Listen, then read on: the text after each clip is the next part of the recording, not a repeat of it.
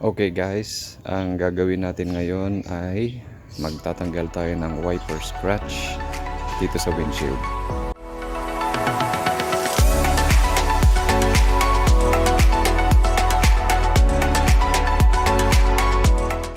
So makikita nyo ito. Yan, wiper scratch yan. Tapos may mga maliliit pa dito. Ito, yung mga yan. Wiper scratch. And especially ito. Yan, kitang-kita nyo naman siguro dyan. Yan, napakarami. Wiper scratch lahat. Ganda dito hindi na makita kasi shaded naman siya. Subukan natin lumipat sa kabila. Okay, so yan ito. Makikita ninyo. Yan, wiper scratch yan. Mas malakas yung reflection kaysa dun sa scratch. Hindi makita dito sa video. Pero, yan. So yan ang ating project ngayon. Itong buong ito, yung buong naggumanyan, puro wiper scratch lahat yan. Ito, wiper scratch lahat yan. So pagdating ng gabi,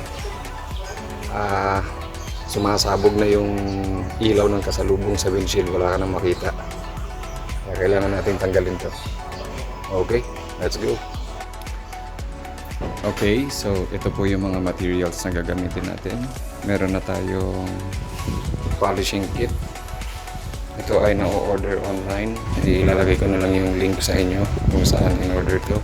Ito ay cerium oxide. Tapos meron din tayong bottle spray. Tapos ito yung mga buffing foam. So, velcro ito sa likod. Dumikit siya dito sa buffing foam holder. Didikit ang ganyan. Sobrang kapit nito. Hindi talaga siya halos maalis. Tapos, ito naman, dito yan. Nalagay siya dyan. Dahil yan ang ilalagay natin dito sa drill. Okay. Yan siya mamaya dyan.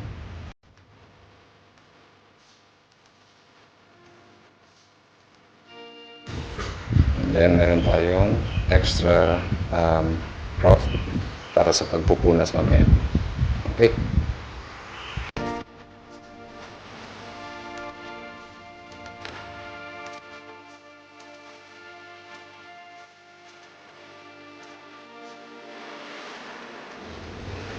So, sisiguraduhin lang natin na sapat lang yung tubig para sa kanyang consistency.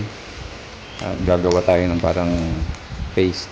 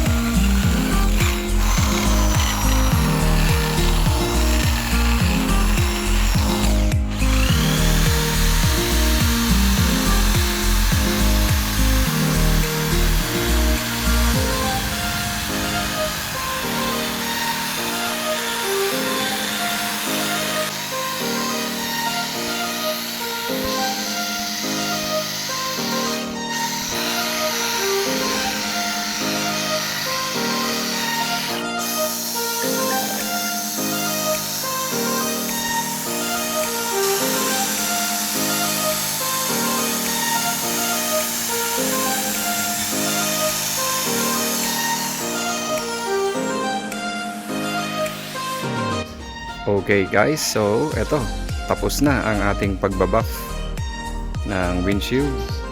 At kung tipapansinin po ninyong mabuti, wala na po. Wala na yung gas-gas niya. Pasensya na kayo sa reflection, pero dito sa in person kitang-kita po na wala na siyang gas-gas. Pero yung nandito kanina, dito sa area na to, yan, napakalaki ng gas-gas dito kanina. Ito, yan. Tsaka papunta dito. Yan, papunta dito sa area na to. Pero ngayon wala na siya. Lipat tayo sa kabila. Ayan, so dito rin, maalala nyo sa video earlier, dito sa part na to, naghihilera talaga dito na yung mga wiper scratch. Pero ngayon wala na siya. Okay? So, okay na. Talagang, yan lang ang paraan para matanggal natin. Actually, nung una, ang naiisip ko ay magpalit ng buong windshield. Pero, pwede naman yung ganito na i-buff lang natin. Pag na-buff na natin siya, gamit ang cerium oxide, ay pwede pong matanggal yung gas-gas. Alright, so mission accomplished. And also, by the way, taliwas sa kaalaman ng iba na yung cerium oxide, pag daw kumalat sa buong paligid, sa mga pintura, hindi na daw maalis. Hindi po, naaalis po yun. Hugas lang ng tubig.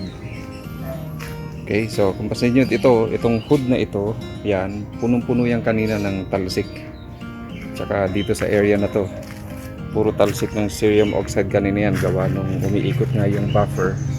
So itong buong bubong na to ay punong-puno ng talsik ng cerium oxide, pero ngayon okay na siya.